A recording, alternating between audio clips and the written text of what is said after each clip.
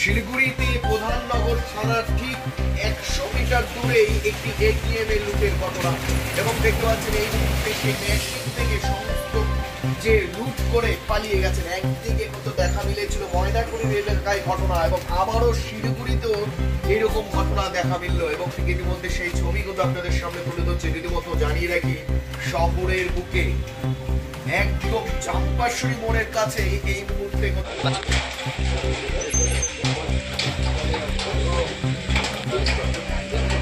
10.5 লাখ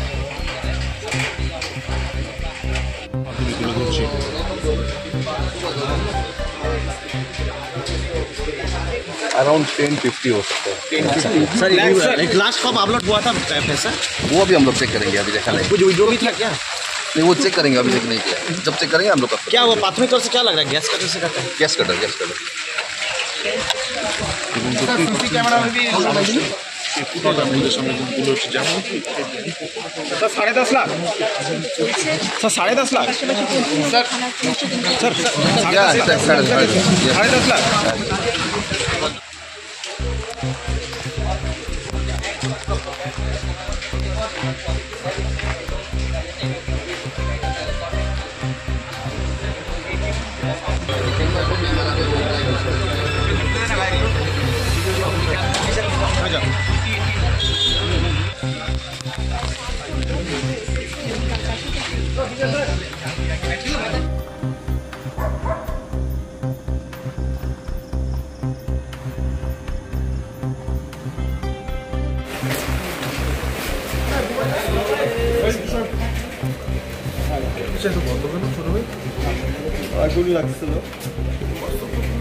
আবার ওগুলো ভাঙার চেষ্টা কেউ শব্দ পায়নি?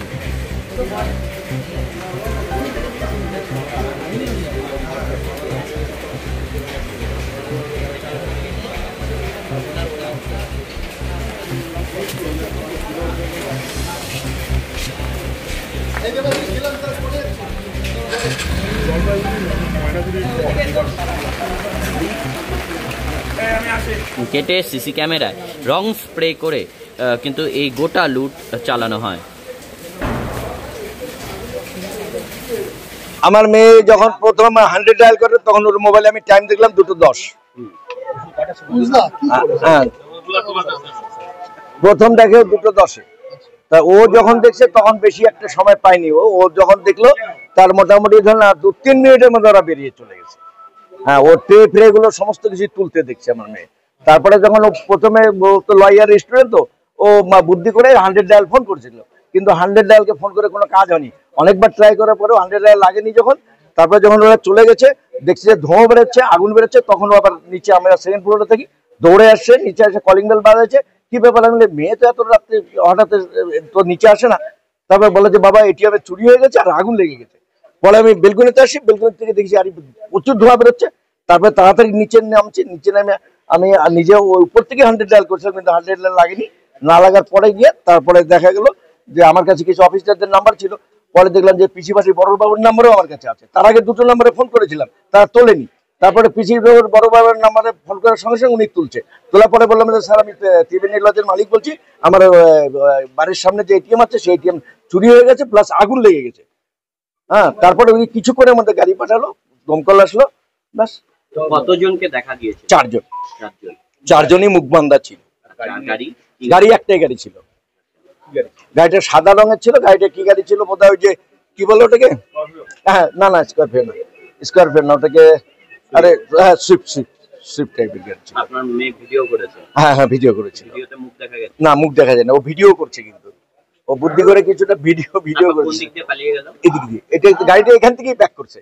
এখান এই যে এই মুখে গাড়ি লাগানো ছিল, একদম এটিএম এর সামনে গাড়ি লাগিয়েছে, এখান থেকে একবার এই গাড়ি ঘুরা দিয়ে স্পিডে বের হয়ে চলে গেছে। নিমাইশীল। আপনার মেয়ের নাম? সুস্মিতা শীল। হয়েছিল তো দেখেন, এখন তো সঠিক বলতে পারবো না। আমরা তখন যখন এই কাণ্ডটা হয়েছে তখন তো আমরা ছিলাম না। আমরা নাগাদ এই ভোর 2:30-3টার সময় খবর পেয়েছি যে এটিএমে আগুন লেগেছে। তারপরে আমরা সবাই নামলাম, নামার পরে দেখি এটিএম থেকে পুরা ধোঁয়া বেরোচ্ছে, আগুন লেগে আছে। তারপরে জানা হচ্ছে যে এখানে চুরি হয়েছে। ওনারা এখন চুরি করে এখন আগুনটা ইচ্ছা করে লাগিয়েছে কি শর্ট সার্কিট হচ্ছে এটা বলা মুশকিল আছে। তারপরে সঙ্গে সঙ্গে ফায়ার ব্রিগেডকে ফোন করা হয়েছে। আমাদের শিলিগুড়ি থানাকে ফোন করা হচ্ছে, ওনারা সাথে সাথে চলে আসলো। চলে আসার পরে ফায়ার ব্রিগেড আবার নিজের কাজ করলো, তো আগুনটা বুঝিয়ে দিল। থানা আসলো, অফিসাররা আসলো, ওনারা তদন্ত করলো। করার পরে তখন ওনারাও চলে গেল। এটা হচ্ছে নাগাদ 2:30টার দিকে 3টার সময় ভোরবেলা। না না না, কিছু হয়নি। এটা আমাদের এইখানে ফার্স্ট হচ্ছে। এটা কখন এসেছিল বা কতজন এসেছিল এইসব জানেন? এলা আমরা শুধু এইটুকু জানতে পারলাম যে 4 কি 5 জন ছিল গাড়িতে, সাদা রঙের গাড়ি ছিল আর দিল্লি নম্বর ছিল। ওনারা এসে কি গাড়ি ছিল আমরা বলতে পারবো না, কেউ দেখতে পারেনি। তার মধ্যে তারপরে ওনারা কাণ্ডটা করলো। করার পরে নাগাদ আধা ঘন্টার মতন ওনারা করলো। তারপরে আগুনটা লেগে ওনারা চলে গেছে, স্পিডে গাড়ি নিয়ে বেরিয়ে গেছে। আমি ঘন্টাখানেক আগে জানতে পারলাম যে এরকম আমাদের এই চম্পাশাড়ি মোড়ের মধ্যে এত বড় বাজার, এই বাজারের মধ্যে একটা এটিএম, সেখানে 2খানা এটিএম ভেঙে টাকা লুট হয়ে গেল এবং সেখানে আগুন লেগে গেল। এটা দুর্ভাগ্য, মানে আমাদের এলাকার বদনাম এটা।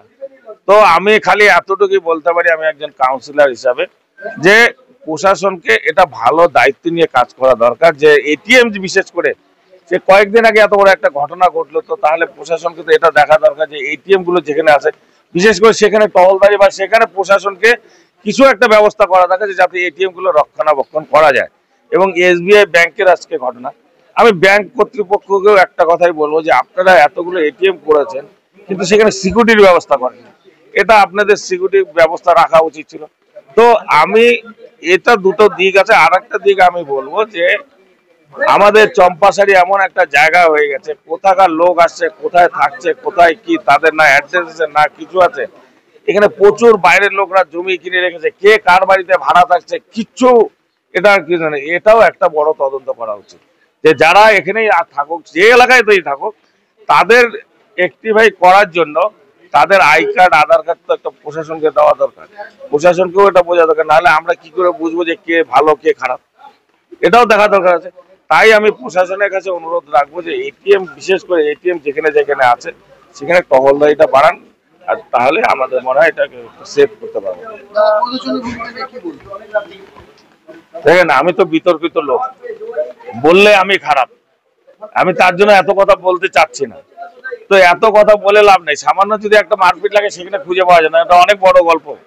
এই গল্প বলে আর লাভ নেই। আমি কতবার বলবো, একটা ক্যাসেট একবার বাজানো যেতে পারে ভাল লাগবে, দুবার বাজান ভাল লাগবে, তিনবার বাজান ভালো লাগবে, চতুর্থবার বাজালে বলবে ওই লোকটা পাগল, খালি কামাতে নামেই বলে।